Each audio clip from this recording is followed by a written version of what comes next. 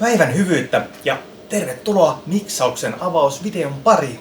Minun nimi on Anssi Kippo ja tää paikka on Astia Studio ja A-studion tarkkaamo, missä olen Trident Vector 432 äärellä. Tänään me avataan Royal Max -yhtyeen lattaribiisi, oletettavasti nimeltä Clayman, mutta se selvinnee ehkä sitten hieman myöhemmin. Äänitettiin, miksattiin, masteroitiin 2 kappaletta 2 päivässä. Ja live-äänitys on käytännössä tämä kappale kokonaan. Meillä on siis rummut, basso, 2 kitaraa. Laulut tehtiin jälkiäänityksenä, mutta käytännössä siinä on miltei kaikki. Ei ole ylimääräisiä kitararaitoja, bassot ja kitarat on sitä niin kuin live-ottoa. Ja meillä on 10 kanavaa rummuilla. Ja siellä on basari, 1 mikrofoni, virveli 1 mikrofoni, haitsu 1 mikrofoni, räkkitomi 1 mikrofoni, lattiatomi 1 mikrofoni, overheadit 2 mikrofonia ja sitten vielä huone, eli left right saa västä tilaa sinne mukaan. Basso on otettu 1 raidalle. Kitarat otin poikkeuksellisesti 2 mikrofonilla molemmat, eli yhteensä 4 raitaa 2 kitaralle. Pointti oli siinä se, että saadaan pykälän verran levitetty. Siinä on paljon kohtia, missä vaan toinen kitara soittaa, niin se olisi vähän semmoinen mielestäni jäänyt pieneksi, jos oltaisiin otettu vain 1 mikrofonilla. Liidilaulu omalla raidalla, viimeisessä kertsissä tulee taustalaulu ja sitten meillä on vielä 2 perkkaraitaa, toisella on ruhtinaalliset 1 isku vibrasläppiä ja toisessa tulee ihan viimeiseen kertsiin sitten tampuriini mukaan. Ja siinä on meidän kaikki raidat, ja kun tästä tsekataan mitä sieltä löytyy, bassorumpuun on boostannut 1 desibelin 40 Hz. Kyllä. Virvelin paralle-raidassa on vain pykälän verran yläpääkorostusta, mutta itse perusvirveliraidassa ei ole. Overheadeista on leikannut ihan vähän mutaa pois ja antanut vähän kirkkautta. Mikon kitaraa me haluttiin saada ihan ripaus lisää kirkkautta, että hän vaihtoi toisen kitaran tähän biisiin, joka on tummempi soundinen, niin sitä vähän kompensoitiin sitten.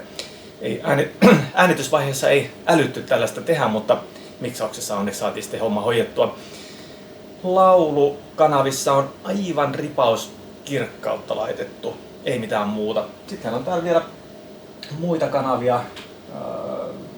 Ei siellä niin EQ:ta ole missään käytössä, että EQ:ta ei oikein mielestäni tarvitse. Kompressoriosastolla meillä ei ole näissä niin kuin raidoissa yhtään kompressoria niin kuin tässä virallisessa kanavassa. Meillä on kompressoria kyllä sitten Parallel-kanavissa, mikä on eli siinä rinnalla, on niin kuin splitattu se sama signaali. Niin hiljaisella siellä taustalla on basarissa ja virvelissä ja kitaran 2 kanavassa on vähän rinnakkaiskompuraa, bassossa on vähän rinnakkaiskompuraa, liidilaulussa on rinnakkaiskompuraa.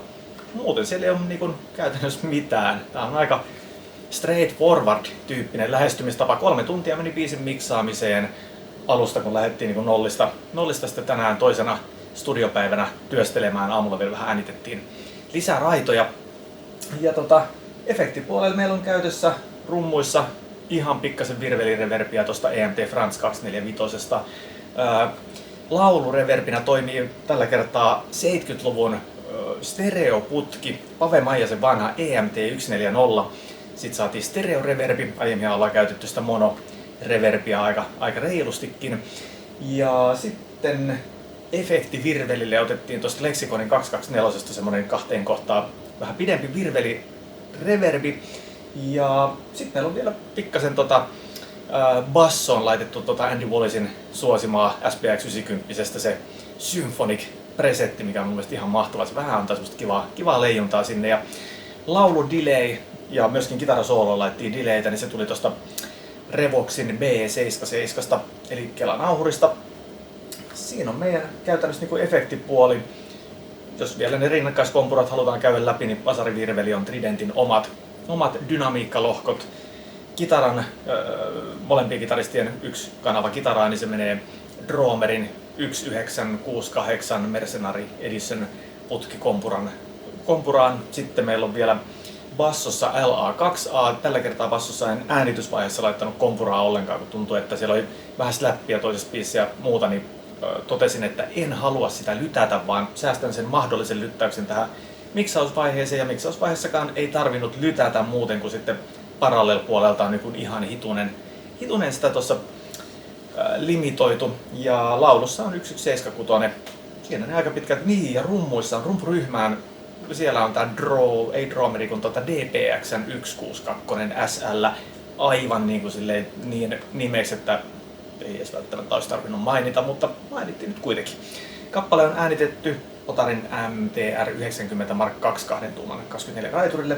Jos vielä lasketaan, että kuinka monta raitaa meillä on käytössä, niin meillä on 10 rummuille. 11 rummuille. Tässä oli kanttivirppaa, niin tähän laitettiin ekstra mikki silleen, että se saatiin sieltä nostettua tiettyihin kohtiin. 11 kanavaa rummuilla. Yksi bassolla tekee 12, kitarat 13, 14, 15, 16. 2 perkkaraitaa 17, 18, 2 liidilauluja ja sitten toi taustalauluraita 19, 20. 20 raitaa käytössä tässä kappaleessa. Ja se on miksattu tonne Studerin A812 varttituuman eli stereonauhurille, eli 1/4 tuuman nauhalle. Ja tässä tää aika pitkälti on. Tsekkaa Veisu tosta alla olevasta linkistä. Siellä pitäisi se biisin nimikin jo nyt varmaan tässä vaiheessa videota olla paikallaan. Kiitos teille paljon. Nähdään seuraavalla kerralla. Hei hulei!